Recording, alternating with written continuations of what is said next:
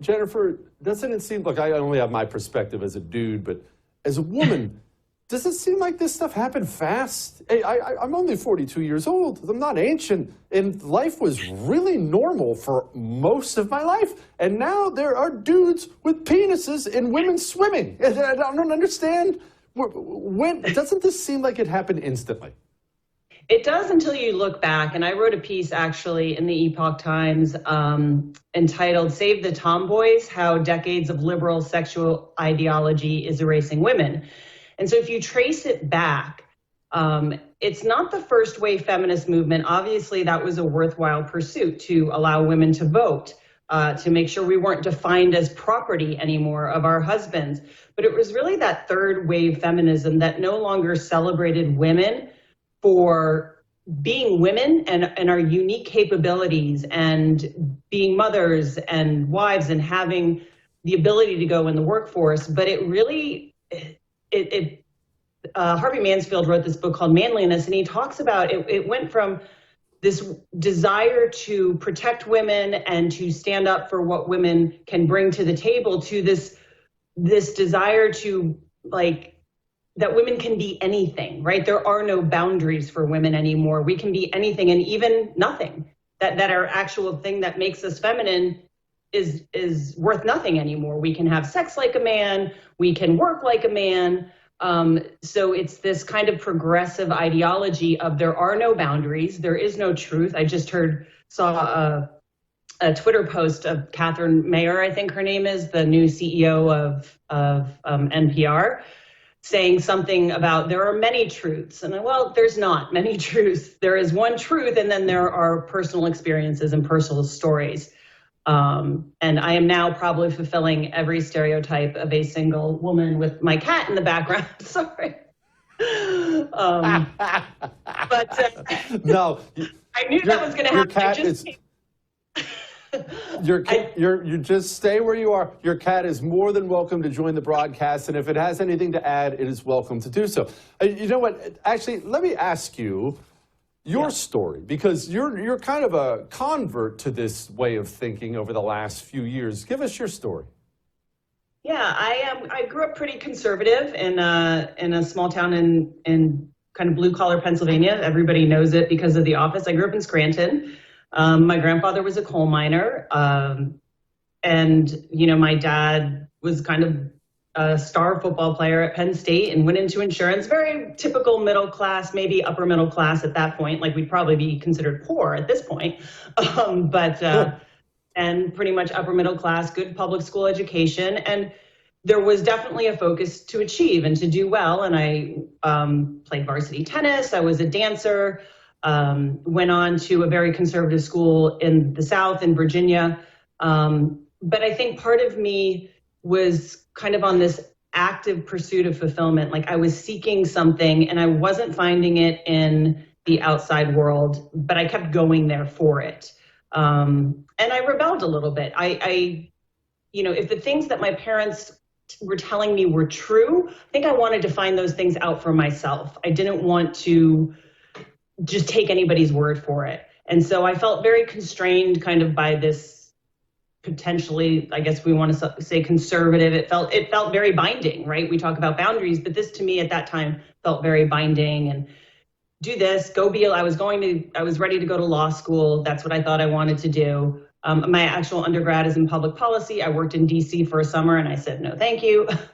And then I moved to Alabama, which is also pretty conservative. I moved to Birmingham, and then I was still seeking, and I went where everybody goes when they're seeking, which is Los Angeles.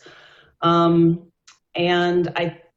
if you don't have a solid sense of self, if you don't have a true understanding of who you are and what you want, you can get very lost there very easily and very pulled into the progressive ideology. And that's what happened. Like, I was perfect fodder for the left, right? Someone who was seeking, who probably wanted attention. And I talk about this in my piece in the Federalist. I think we have a lot of women walking around with daddy issues.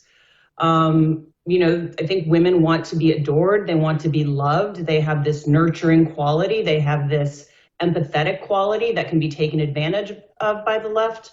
So all of those things really put me in prime position to be brainwashed for the most part. And then I was out there and in other liberal cities, New York and Austin, for about 20 years. I mean, way fast forwarding to COVID. And I made a career out of kind of health and wellness. I was an on-camera personality. I got all these degrees. I was deep into the yoga world, deep into spirituality, trips to India, following a guru. I mean, it was a cult for sure. The more I even learn about what was going on behind the scenes, the more confident I am in saying that I was in a spiritual cult.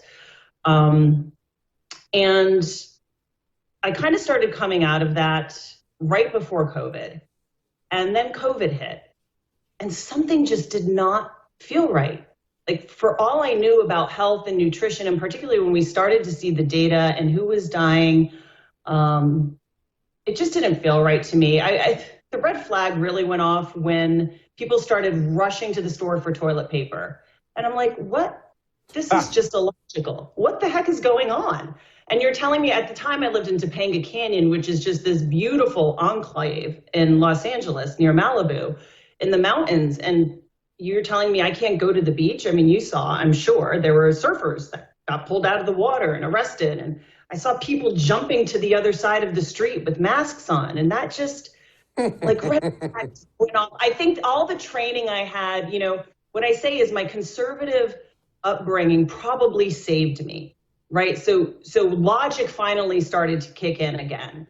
And then I really went down the rabbit hole. There was another incident that happened around the George Floyd stuff. And, you know, it's a kind of a longer story, but it made me see the hypocrisy of the left, really.